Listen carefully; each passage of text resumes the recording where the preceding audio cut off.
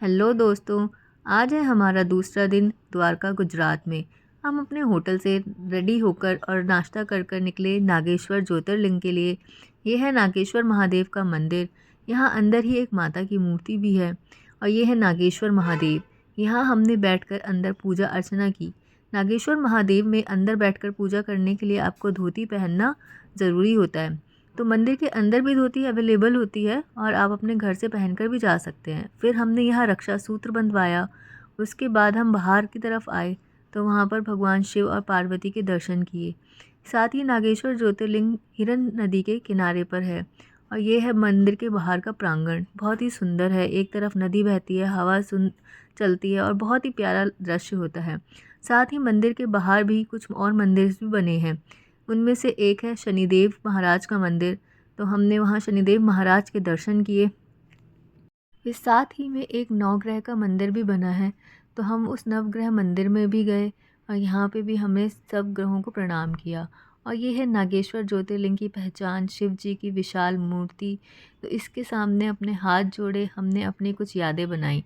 उसके बाद हम बाहर आ गए क्योंकि हमें थोड़ी सी भूख लग गई थी। तो चाय पीने के लिए या कुछ अगर आपको हल्का फुल्का खाना है तो यहाँ पर मार्केट में अवेलेबल है, जैसे कि मैगी, कॉर्न।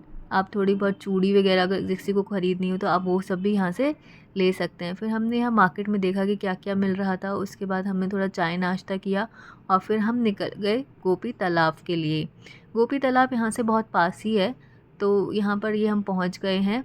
यहाँ पर नहाना मना है, बट बस आप यहाँ पर आके दर्शन कर सकते हैं। यहाँ पर राम जी का तैरता हुआ पत्थर भी आपको देखने के लिए मिलेगा। हमने भी यहाँ पर थोड़ा जल अपने आँखों पर और माथे पर लगाया और फिर एक फ़ोटो क्लिक करी और फिर हम आगे एक मंदिर है उसमें गए जहाँ राम जी का तैरता हुआ पत्थर रखा है, उसके दर्शन किए। उसके बाद ये है मार्केट जो आपको गोपी तालाब के पास मिलेगी। यहाँ भी वही सामान है जो हर मार्केट में होता है। छोटे छोटे भगवान की मूर्तियाँ हैं, बांसुरी हैं, ऐसा बहुत सा सामान था, कपड़े हैं।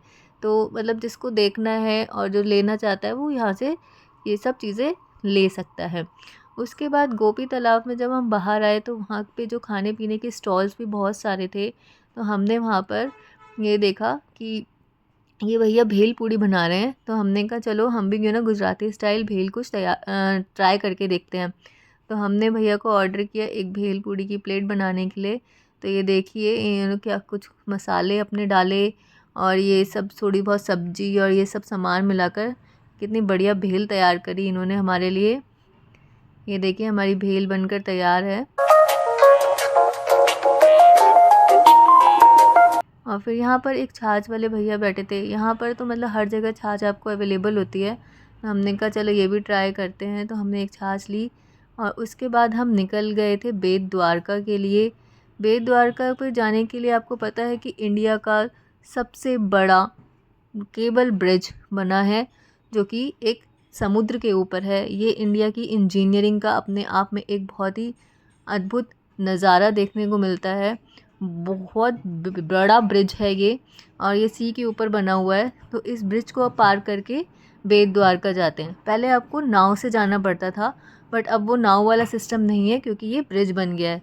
तो आप अब इस ब्रिज से ही सीधे बाय रोड बेट द्वारका पहुंच सकते हैं। फिर हमने पार्किंग में अपनी कार लगाई। उसके बाद हम ई रिक्शा से बेट द्वारका में मंदिर के लिए गए। आप चाहें तो आप पैदल भी जा सकते हैं, बहुत दूर नहीं है, पास में ही है ये मंदिर। ये देखिए जब आप मंदिर की तरफ जाएंगे तो आपको ऐसी बहुत सारी शॉप्स देखने को मिलेंगी, क्योंकि वहाँ कैमरा अलाउड नहीं है, फ़ोन अलाउड नहीं है, तो इसलिए हम वहाँ का कुछ दिखा नहीं पाएंगे। उसके बाद हम निकल गए थे शिवराजपुर बीच के लिए और क्योंकि हमें भूख लगी थी, लंच टाइम हो गया था, तो हम आए थे आनंद होटल पर जो कि वहीं शिवराजपुर बीच के पास है। यहाँ पर एक स्नो वाला कुछ बना हुआ था बच्चों के खेलने के लिए, बहुत सारी चीज़ें थी और ये होटल भी अच्छा था। यहाँ पर हमने थाली ऑर्डर करी थी और थाली में आपको पता है कि सब कुछ अनलिमिटेड होता है। तो यहाँ पर आपको आलू के पकोड़े, 3-4 तरह की सब्जी, रोटी, राइस, दाल, कढ़ी, खिचड़ी, बहुत कुछ अवेलेबल था। फिर सब हम खाने के बाद पहुँच गए थे शिवराजपुर बीच पे, क्योंकि वहाँ पे वाटर स्पोर्ट्स बंद थे। तो सिर्फ जो भी थोड़े बहुत बच्चों के लिए अवेलेबल चीज़ें थी वो सब हमने करी, इन्जॉय किया। बच्चों को देखकर मेरा भी मन किया कि मैं भी ये सब ट्राई करूँ, तो मैंने भी ये देखो ये चलाने की ट्राई करी। थोड़ा बहुत मज़ा तो आया ही।